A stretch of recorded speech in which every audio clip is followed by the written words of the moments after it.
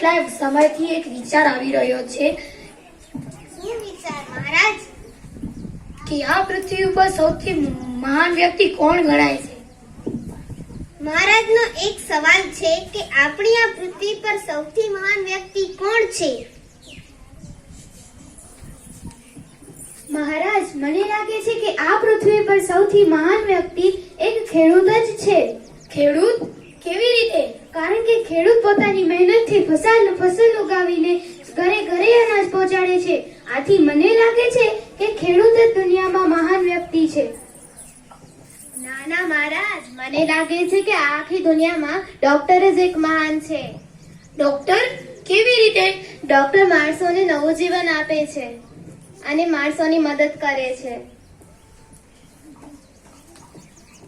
નાના મહારાજ, આ આખી પૃથ્વી ઉપર સૌથી મહાન તો એક શિક્ષક જ છે.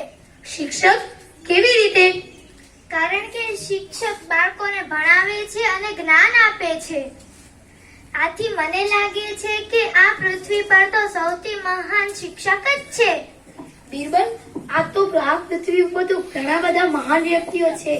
મને તો એક જ મહાન વ્યક્તિ જોઈએ છે. ઠીક છે મહારાજ, મને થોડોક સમય આપો. હું 2 દિવસ પછી તમને જાણ કરું. ઠીક છે. મહારાજ કી જય હો, મહારાજ કી જય હો.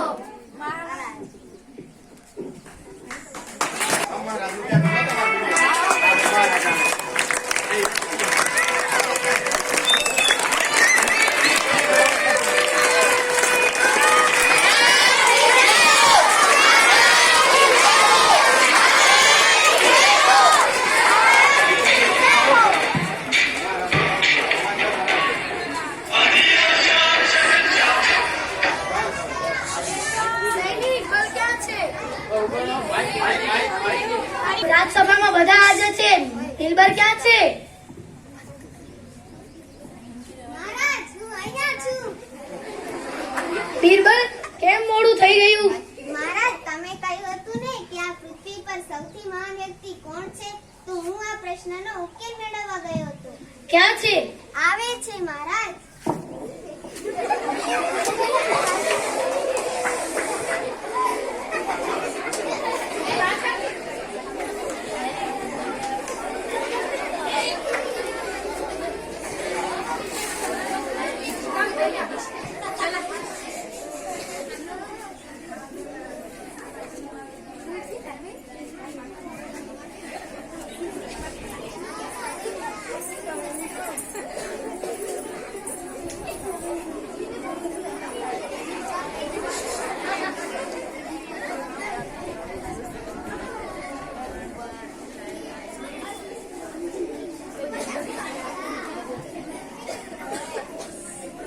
બીરબલ, આ બધા તેમને શું કામ પગે લાગે છે?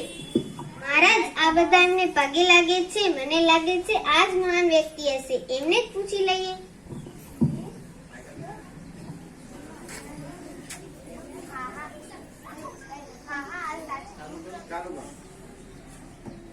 હા, આ સાચી વાત છે. આ જ અમારા ગુરુ છે. એમને જ અમને આ સાચો રસ્તો બતાવ્યો છે.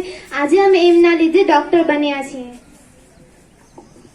હા મહારાજ, આ સાચી વાત છે. આ જ અમારા ગુરુ છે. આમણે જ અમને સાચો રસ્તો દેખાડ્યો છે. એટલે જ અમે ડોક્ટર, એન્જિનિયર, શિક્ષક જે બન્યા છીએ. હા મહારાજ, આ સાચી વાત છે. એમને અમે ન ભણાવીએ તો અમે અત્યારે ડોક્ટર, શિક્ષક કે વકીલ ન બન. એમને અમે ભણાવીને અને સાચો રસ્તો બતાડે છે ને એટલે જ અમે વકીલ, ડોક્ટર બન્યા છીએ.